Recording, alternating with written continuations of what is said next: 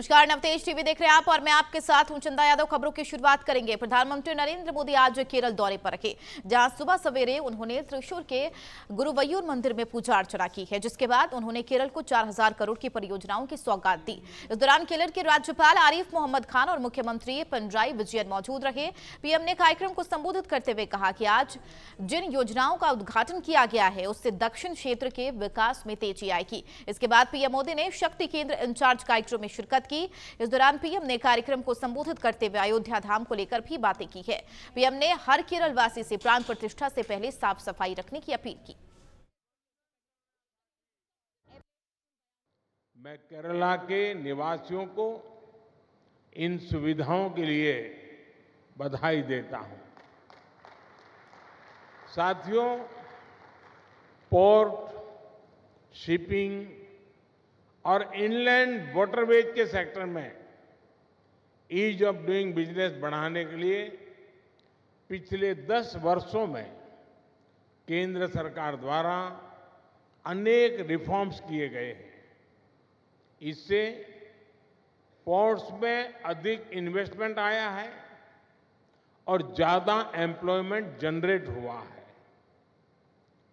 Indian seafarers, उससे जुड़े जो नियम थे, उसमें किए गए रिफॉर्म्स की वजह से पिछले 10 साल में इंडियन सीफेयरर्स की संख्या में 140% की वृद्धि हुई है। देश के भीतर वाटरवे के उपयोग से अब पैसेंजर और कार्गो ट्रांसपोर्ट में नई तेजी आई है। साथियों, जब सबका प्रयास होता है तो परिणाम और बेहतर मिलते हैं। बीते 10 वर्षों में हमारे पोर्ट्स ने डबल डिजिट एनुअल ग्रोथ हासिल की है। अयोध्या में भव्य राम मंदिर में प्राण प्रतिष्ठा का आयोजन है। ये कोटि कोटि लोगों के लिए आस्था और भक्ति से भरे पल है। मैं भी प्राण प्रतिष्ठा से पहले जो अनुष्ठान होते हैं, उनके यम नियमों का पालन कर रहा हूं। बीते दिनों मुझे अनेक मंदिरों में दर्शन और वहां सफाई करने का सौभाग्य मिला है। मेरा केरला के आप सभी कार्यकर्ताओं से भी आग्रह है कि आप अपने अपने गांव, शहर, बूथ पर मंदिरों में स्वच्छता अभियान चलाएं। सिखों के 10वें गुरु गोविंद सिंह साहब का आज 357 प्रकाश पर्व मनाया जा रहा है। वे सिखों के 9वें गुरु तेज बहादुर के बेटे थे। इस मौके पर देश भर के गुरुद्वारों में भव्य कार्यक्रम का आयोजन कराया जा रहा है। बता दें, गुरु गोविंद सिंह का जन्म पटना में हुआ था। उन्होंने खालसा पंथ की स्थापना की थी। प्रकाश पर्व के मौके पर पीएम मोदी ने सभी देशवासियों को बधाई दी है। राष्ट्रीय अध्यक्ष जेपी नड्डा भी रकाबगंज साहिब गुरुद्वारे पहुंचे और गुरुद्वारे में मत्था टेका। गुरु गोविंद सिंह के अभूतपूर्व योगदान को भी याद किया।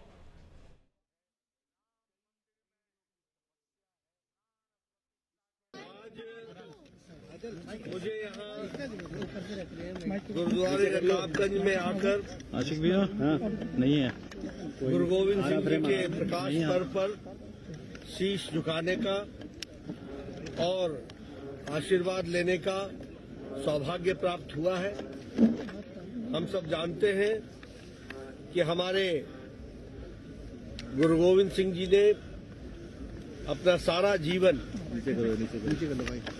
जिन्हें हम सर्वंस दानी कहते हैं, पूरा परिवार, पूरा खानदान देश की एकता और अखंडता के लिए शहादत दी और इस देश की एकता और अखंडता के लिए अपना सर्वस्व आहूत किया।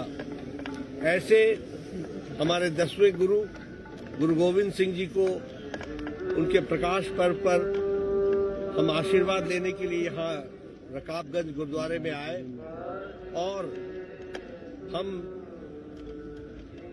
कामना करते हैं कि देश के अंदर अमन, चैन, शांति और देश मजबूती के साथ आगे बढ़े और हम गुरु गोविंद सिंह जी के बताए रास्ते पर चलते हुए समाज को एकता और अखंडता के साथ आगे बढ़ाने में उनका आशीर्वाद हम सबको प्राप्त हो, ये मैं प्रार्थना करता हूँ। भरतपुर में विकसित भारत संकल्प यात्रा शहरी अभियान के अंतर्गत जनवरी को डिग में नगर परिषद स्थित कैंप आयोजित किया गया। कैंप के प्रभारी नरसिंहलाल मीणा ने बताया कि शिविर में आयुष्मान भारत, प्रधानमंत्री जन आरोग्य योजना के तहत 115, दीनदयाल अंत्योदय योजना के तहत 2, प्रधानमंत्री आवास योजना के तहत 47, प्रधानमंत्री उज्ज्वला योजना के तहत 63, प्रधानमंत्री विश्वकर्मा योजना के तहत 27 पात्र को लाभान्वित किया गया है। इस दौरान आयुक्त ने सभी से केंद्र सरकार की योजनाओं का अधिकतम लाभ उठाने की अपील की। आज विकसित भारत संकल्प यात्रा का जो है फॉलो कैंप नगर परिषद कार्यालय पर लगाया गया, जो दिनांक 15 और 16 2 दिन लगाया जा रहा है। इसमें भारी संख्या में लोग आ रहे हैं और अपनी जो विभिन्न योजनाएं हैं उसका लाभ उठा रहे हैं। जैसे हमारे द्वारा अभी जो सर्टिफिकेट भी वितरण किए जा रहे हैं, साथ ही जो आयुष्मान योजना है सरकार की, उसमें लोग अच्छे पार्टिसिपेट कर रहे हैं। और भी जो विश्वकर्मा है, PM विश्वकर्मा योजना है, हमारी जो PM आवास योजना है, इनमें लोग अच्छा लाभ ले रहे हैं और बड़ी संख्या में लोग। खबर जम्वा रामगढ़ से है, जहां अटल सेवा केंद्र में विकसित भारत संकल्प यात्रा शिविर का आयोजन किया गया। शिविर में जम्वा रामगढ़ महेंद्रपाल मीणा ने शिरकत की। शिविर में केंद्र सरकार की 17 तरह की गारंटी योजना के बारे में सभी ग्रामीणों को जानकारी दी गई। विधायक मीणा ने सभी विभाग के अधिकारी और कर्मचारियों से जानकारी ली और मौके पर ही ग्रामीणों की समस्याओं का समाधान करने का निर्देश दिया। इस दौरान प्रगति प्रसार अधिकारी शर्मा, बाबूलाल खटाना, सियाराम बलेश्वरा, पवन चावड़िया समेत कई लोग मौजूद रहे।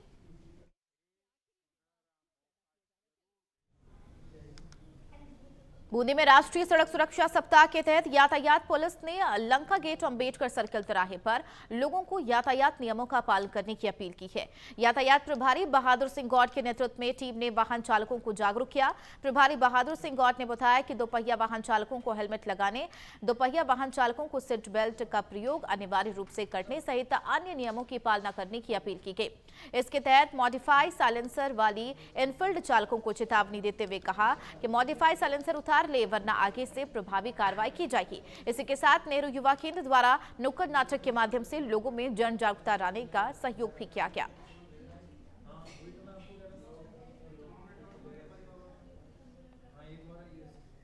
कैरतल तिजारा जिले के किशनगढ़ पास थाने के एसआई को रिश्वत लेते हुए एसीबी ने गिरफ्तार किया है।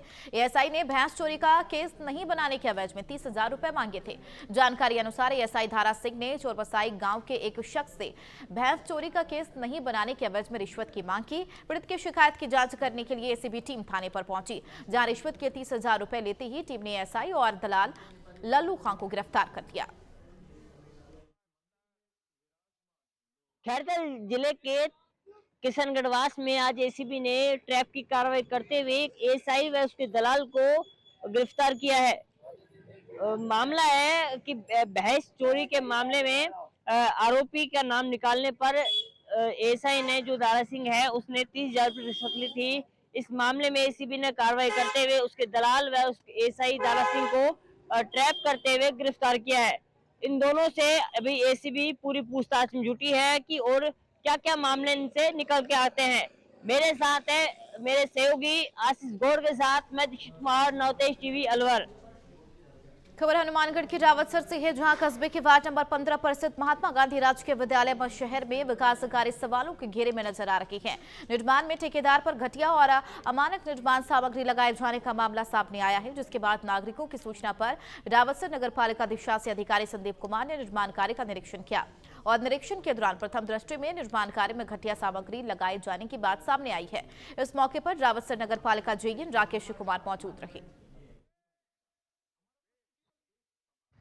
महात्मा गांधी स्कूल के अंदर रावतसर में जो है नगर पालिका की ओर से कार्यकारी एजेंसी है और काम चल रहा था निर्माण कार्य, तो इसकी शिकायत मिली थी कि ठेकेदार के द्वारा जो है कच्ची ईंटें लगाई जा रही है और साथ में मसाला जो है वो अकॉर्डिंग टू जी शेड्यूल नहीं लगाया जा रहा है। उसका निरीक्षण जेईएन साहब के साथ में किया गया है और ठेकेदार को निर्देशित किया गया है कि जहाँ जहाँ जो है ईंटें सही नहीं लगी है उनको उखाड़ करके दूसरी ईंटें लगाई जाए। इसके अलावा जो स्कूल स्टाफ है उनको भी इस बारे में बताया गया है कि इनका थोड़ा ध्यान रखें। जेईएन साहब को समय समय पर निरीक्षण करके रिपोर्ट देने के लिए भी कहा गया है और इसको सही करवा दिया जाएगा। ये मसाला घटिया लग रहा था। मसाला घटिया लग रहा है उसका जो है सैंपल भरवा लिया जाएगा। उसकी टेस्टिंग होने पर अगर मसाला घटिया पाया जाता है तो उसकी जो है डिडक्शन की जाएगी ठेकेदार से। अब आगे जो काम चलेगा उसके अंदर जो है देख रेख के अंदर स्कूल प्रशासन की और जगीन साहब की देख रेख में करेगा। उधर अलवर में अखिल भारतीय विद्यार्थी परिषद के बैनर तले शिक्षा और एबीएसटी विषय के शोधार्थियों ने मत्स्य विश्वविद्यालय में हवन यज्ञ किया है। नवतेज टीवी के संवाददाता दीक्षित कुमार ने अखिल भारतीय के जिला संगठन मंत्री से खास बातचीत की। उन्होंने बताया कि कल भी यूनिवर्सिटी में प्रदर्शन किया गया था और आज भी इसको लेकर हवन यज्ञ किया है ताकि उनकी मांगों पर विचार किया जाए। बता दें, साल 2021 से शोध जमा करवाने के लिए शोधार्थी परेशान है। उनका कहना है कि हर बार वीसी कोई ना कोई बहाना बनाकर टाल देते हैं और अब तो विद्यार्थियों को पुलिस केस करने की धमकी दी जाती है, जिससे परेशान शोधार्थी धरने पर बैठे हैं। नमस्कार, मैं हूं दीक्षित कुमार और आप देख रहे हैं नवतेज टीवी। आज हम खड़े हैं राजऋषि मत्स्य विश्वविद्यालय में, जहां पर अपनी मांगों को लेकर यज्ञ किया जा रहा है। हमारे साथ मौजूद है, क्या कहना चाहिए पूरा, क्या मामला है पूरा? देखो, ये पीएचडी वाले विद्यार्थी 2018 का इनका एडमिशन है। वो पीएचडी लंबे समय से अटकी हुई है, इनकी सबमिशन नहीं हो रही है। पीएचडी कंप्लीट करने के लिए विद्यार्थी कहीं न कहीं विश्वविद्यालय के दर दर ठोकरें खा रहे हैं, भटक रहे हैं। लंबे समय से आते हैं, विश्वविद्यालय प्रशासन को, वीसी को, रजिस्ट्रार को हमने ज्ञापन भी दिया है, लगातार ज्ञापन देते हैं, इसका कोई आउटपुट नहीं आ रहा। और जब विद्यार्थी आते हैं खुद बिना संगठन के कोई बात करने इनसे, तो विद्यार्थियों को फ्रॉड और गाली गलौज करके वीसी बाहर करता है। तो ऐसे कई बार देखा मैंने, मेरे आंखों से भी देखा प्रत्यक्ष रूप से, कि वो बदतमीजी से पेश आता है, बच्चों को बोलता है, यहाँ के जो शोधार्थी उनको बोलता है कि तुम सब फ्रॉड हो। तो ये कब तक चलेगा? तो विद्यार्थी परिषद ने ये निर्णय लिया है कि ये धरना जब तक अनिश्चितकालीन धरने की घोषणा की है और जब तक इन 85 विद्यार्थी हैं, शोधार्थी हैं, इनकी जब तक पीएचडी कंप्लीट नहीं हो जाएगी, जब हमको आश्वासन नहीं मिल जाएगा, जब लिखित में नहीं मिल जाएगा, जब तक ये अनिश्चितकालीन धरना चालू रहेगा। कल सुबह 10 बजे से चालू होकर आज 24 घंटे इस धरने को खत्म हो चुके हैं। तो सभी कार्यकर्ता, सभी शोधार्थी हमारे यहाँ डटे हुए हैं और आज सद्बुद्धि के लिए आप देख सकते हैं ये यज्ञ भी हो रहा है सद्बुद्धि के लिए, कि वीसी को सद्बुद्धि दे और इन विद्यार्थियों की जो मांगे हैं वो जल्द से जल्द पूरी हो। और एक सबसे बड़ी प्रमुख मांग हमारी ये भी है, विश्वविद्यालय में लगातार भ्रष्टाचार के मामले भी हो रहे हैं। अभी 8 करोड़ का मामला एक अभी 3 दिन पहले का है, जो वित्त नियंत्रक जी ने सूचना दी है, ऐसे चल रहा है, उसको एपीओ भी कर दिया गया है। तो लंबे समय से विश्वविद्यालय का कैंपस भी बन गया अल्दिना में, वहां भी विश्वविद्यालय का प्रशासन यहाँ बैठा हुआ 2 कमरों के अंदर, और अभी भी शिफ्ट नहीं हो पा रहा। तो ये क्या वजह है, क्यों है, ये हमें नहीं पता। तो अब आपकी मांग ये है, जब तक आपकी मांग पूरी नहीं होगी, जब तक आप क्या बिल्कुल, जब तक विद्यार्थी परिषद जब तक खड़ी रहेगी, जब तक शोधार्थियों की मांगे पूरी नहीं हो जाती, और जब तक विद्यार्थी, हमारे कार्यकर्ता और शोधार्थियों का सहयोग मिलता रहेगा, जब तक यह अनिश्चितकालीन धरना चालू रहेगा। सुनने में आ रहा है कल वीसी से आपने बात करनी चाहिए, तो मतलब यहाँ से भागते हुए नजर आए। बिल्कुल, वीसी सर यहाँ से भाग गए, कोई जयपुर का हवाला देकर बोले मैं तो जयपुर जा रहा हूँ किसी काम से, आप बैठे रहो। कब तक बैठोगे? वो जब तक उसके पास वापस नहीं लौटे। कई हमारे सहयोगी कार्यकर्ताओं को फोन भी आ रहे हैं विश्वविद्यालय प्रशासन की तरफ से कि ये धरना समाप्त करो, थोड़ा सा कोऑपरेट करो। तो ये हम कोऑपरेट करने वाले नहीं है, ये छात्र संगठन कोऑपरेट करने वाला नहीं है। अब लड़ाई लड़ेंगे तो पूरी लड़ेंगे और हमारी जीत होगी। इन विद्यार्थियों की, शोधार्थियों की पीएचडी सबमिट होगी और इनको पीएचडी अवार्ड होगी, जब तक ये धरना चालू रहेगा, जब तक आश्वासन नहीं मिल जाता। साफ तौर पे इनका कहना है कि जो ये सद्बुद्धि यज्ञ किया जा रहा है, इनकी मांगों को, जायज मांगे हैं जो करने के लिए किया जा रहा है। अब देखने का विषय ये रहेगा कि यहाँ का जो मत्स्य का प्रशासन है क्या आगे रणनीति करता है।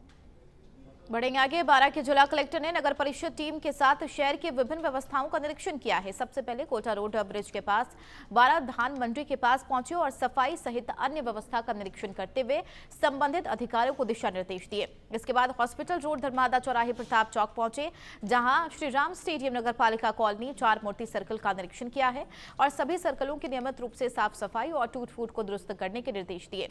इस दौरान जिलाधिकारी के साथ एसडीएम, नगर परिषद, आयुक्त, तहसीलदार और भू लेख निरीक्षक, स्वास्थ्य निरीक्षण और अतिक्रमण अधिकारी मौजूद रहे।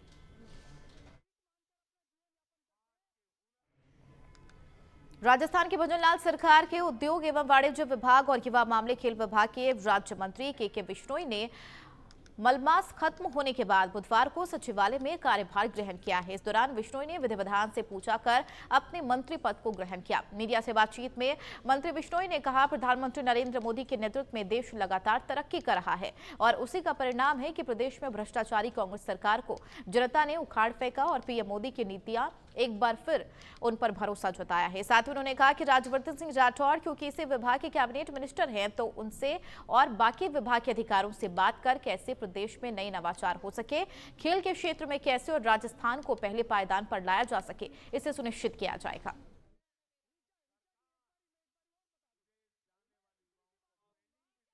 आज पदभार ग्रहण करने के लिए कार्यकर्ताओं के साथ, हमारे विधायक गणों के साथ, मंत्री सभी के साथ यहाँ पर आज पहली बार मंत्रालय भवन में आना हुआ है।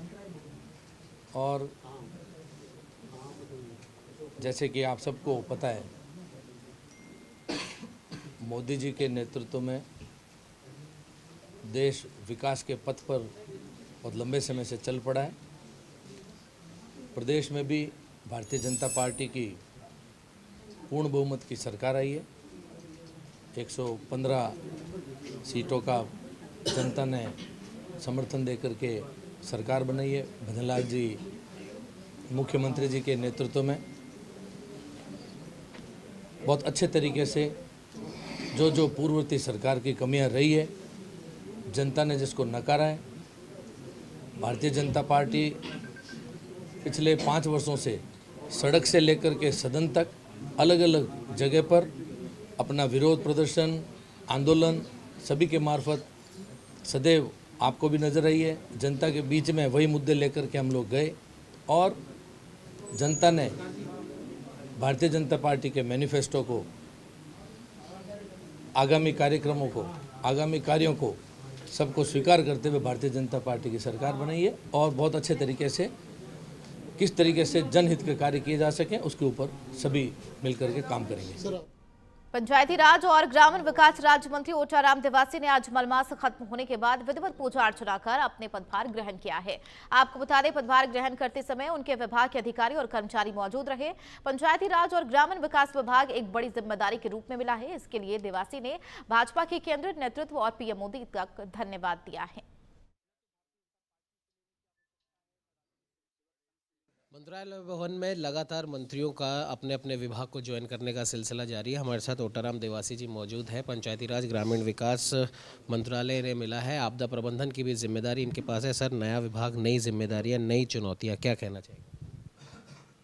मैं धन्यवाद देता हूं हमारे देश के प्रधानमंत्री जी को, धन्यवाद देता हूं हमारे यहाँ के मुख्यमंत्री जी को, जिनकी प्रेरणा से और भारतीय जनता पार्टी के सहयोग से और जिस तरह का मुझे जो प्रभार दिया गया है, मैं विशेष तौर से इसमें सिरोही की जनता का आभार व्यक्त करता हूं, जिनकी प्रेरणा से मुझे यहाँ तक पहुँचाया।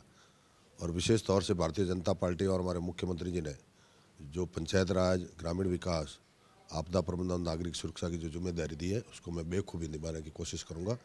और आने वाले समय में वहाँ से वार्ड पंच से लगाकर सरपंच, प्रधान, प्रमुख जितने भी हैं, पंचायत समिति, जिला परिषद, ग्रामीण बेल्ट तक मेरा यही रहेगा कि आने वाले समय में इन लोगों के लिए मैं क्या क्या अच्छा कर सकूं। और हमारे नए मुख्यमंत्री जी जो कहा है कि आने वाले समय में हम हर डिपार्टमेंट में नवाचार कैसे करें, ये नवाचार के लिए हमारी भावना है कि नवाचार में हम ग्रामीण बेल्ट में जो ग्रामीण से जुड़े हुए लोग हैं पंचायत राज से, उसमें ज़्यादा से ज़्यादा हम अच्छा क्या कर सकते हैं, ये हमारी पहली प्राथमिकता है। भाई साहब, भारत की आत्मा गाँव में बसती है, कृषि प्रधान देश हमारे भारत को कहा जाता है और वाकई में गाँव में किसानों का विकास बहुत ज़्यादा ज़रूरी है। किसानों को लेकर पिछली कई सरकारों ने कई दावे, कई वादे करे हैं, आपकी क्या कार्य योजना है? मैं समझता हूँ कि हमारे देश के प्रधानमंत्री जी ने एक किसान के लिए जो योजना बनाई वो अनुकरणीय है।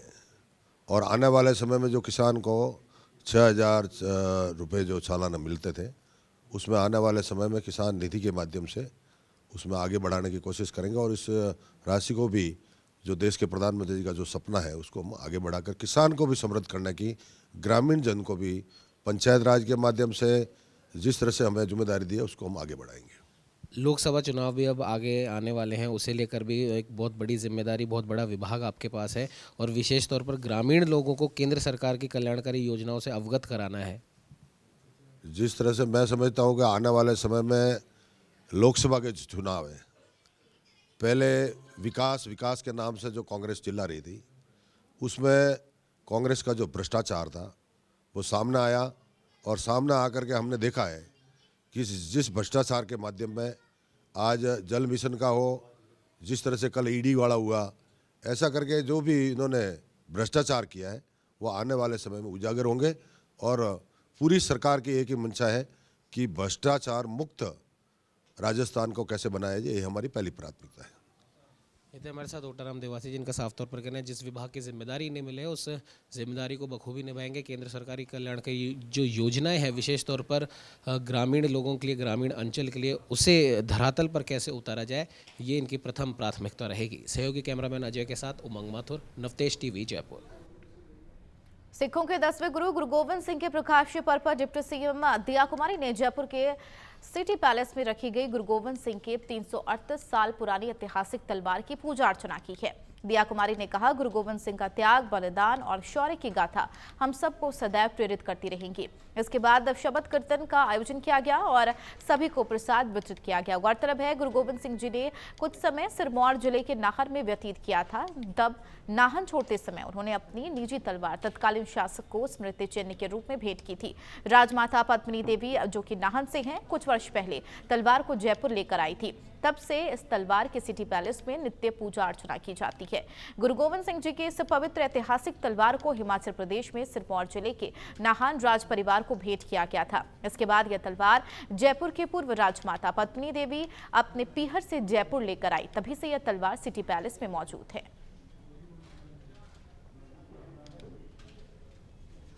खबरों में फिलहाल मेरे साथ इतना ही। नमस्कार।